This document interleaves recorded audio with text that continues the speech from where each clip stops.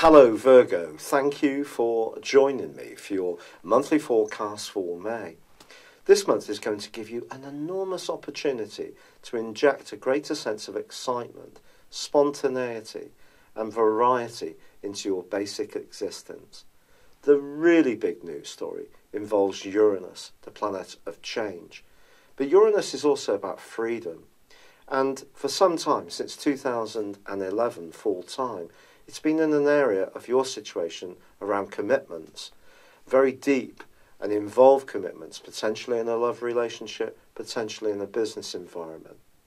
If you're someone who's very entrepreneurial, you may have done very well, thinking ahead of the times, being very much a trendsetter.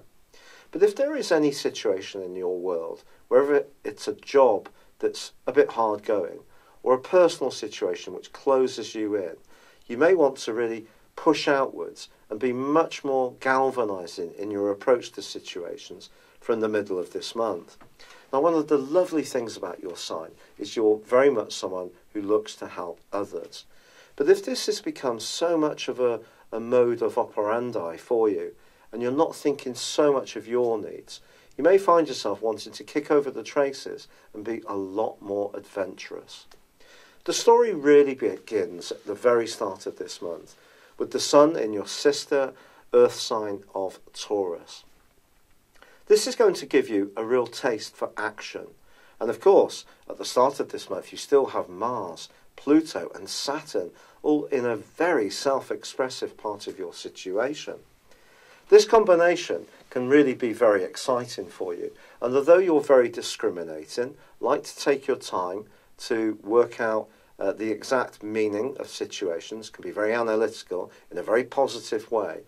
There's a lot of drama around your scope this month, Virgo, which is asking you to really embrace life and go for it with gusto.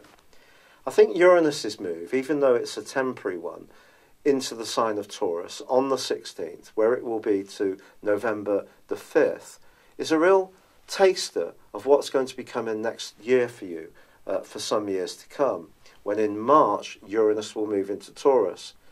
But this taster is going to be one that is going to add a real sense of excitement, especially if you're interested in higher education, travelling further afield, being much freer in your approach, not feeling quite so regulated and formulaic in the way that you lead your life.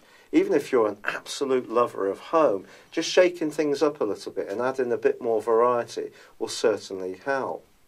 If there has been a financial issue that's been dragging its feet for you over the previous 8 or 10 weeks, it will start to ease from the 4th of this month, but really start to unblock from the 14th. That's when your ruler, Mercury, also moves into this very open and exciting location. There's also a marvellous new moon which occurs on the 15th, and that's combining with Venus, which is in a lovely location for you all month. Venus is going to give you the ability to cultivate some real movers and shakers. Don't be surprised if someone influential really gets a taste for what you have to offer and wants to encourage and help you to realise your talents in a much more meaningful way. But this may require you to learn new skills, be more open, be a bit more flexible about where you work. For some Virgo people, there may even be a job that does involve travel, or perhaps involved in the catering or even holiday industries. And then the sun is going to be moving. The sun moves on the 21st into the sign of Gemini. Now, the interesting thing about this change is that on the previous day, Venus moves into the sign of Cancer. But for you, that's all about sociability, which you can definitely bring to the table in the last 10 days of this month. But the sun moving into this area is going to be followed by Mercury on the 30th. So I feel that that ability to cultivate new contacts, make the most of your talents, be much more fluid in your approach to where you work, how you work, or who you are, is definitely going to be a big part of the latter part of this month. But if you have ever thought about working for yourself, that may become a more enticing prospect as Uranus does make that change. Now, I have to say that Uranus is going to be clashing with Mars in a big way this month, from the 7th through to the 26th. I just need to explain the principles here because both planets are going to be moving on the 16th. Obviously, Uranus is going into Taurus and Mars goes into Aquarius. Before then, from the 7th through to the 15th, we have a situation where there could be some turbulence around a love relationship, especially if someone that you're involved with tends to be a little bit dour or a little bit predictable, or maybe even worse, a little bit controlling. And you could really kick over the traces from the middle of this month and really want to assert yourself in a much bigger way. One of the ways you may even consider doing this is by getting fitter. Mars moving into Aquarius gives you much more energy and desire to be much more active, but it also can see you working harder. But it is going to be important not to overdo the toll. Now, in the second half of this month, you may also find yourself struggling with some kind of obligation or commitment because you are so conscientious. And because this freedom-loving stuff is just pumping into your situation on the back of that fabulous new moon, which does link with Venus so well, I feel that just going with the flow could be fascinating for you, but it may be difficult for you, who is such a giver at times, to just do what's right for yourself. But if you do have talents that you want to manifest, go for it towards the end of this month. You just need to be conscious on the back of the full moon, which occurs on the 29th, that does forge a quincunx with Saturn.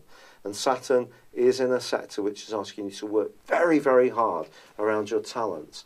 Your natural talents can prosper this month, but perspiration is going to be a big part of the formula.